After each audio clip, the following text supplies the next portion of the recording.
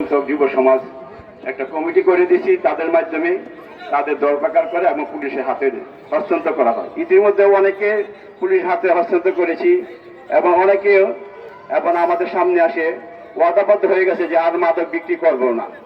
তা আমরা যারা আপনারা জানেন যে আমরা যে যেটি বলেন যারা মাদক বেচে তারা কিন্তু আমাদেরই আত্মীয়, আমাদেরই ভাই, আমাদেরই ভাতিজা, সবাই আমাদের আত্মীয়।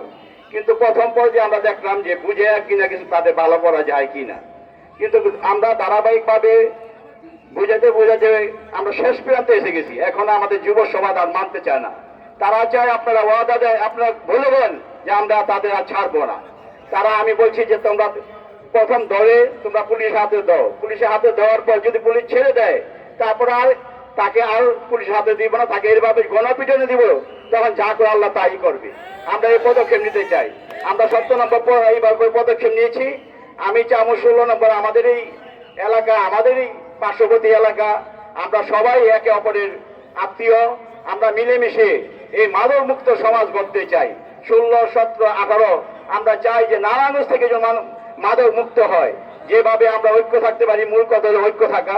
ঐক্য না থাকলে আমাদের কোনো কিছু করা সম্ভব না। আর যদি ঐক্য থাকে আমাদের সব কিছু করা সম্ভব।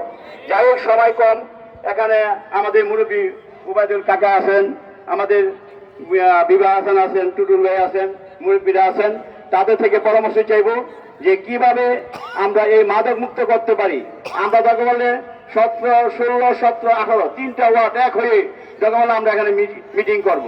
তবুও আমরা চাই যে ঐক্য হয়ে আমরা মাদক মুক্ত করতে চাই। এটি আমার বলা। সকলে আমাদের সাথে থাকবেন। আল্লাহ হাফেজ।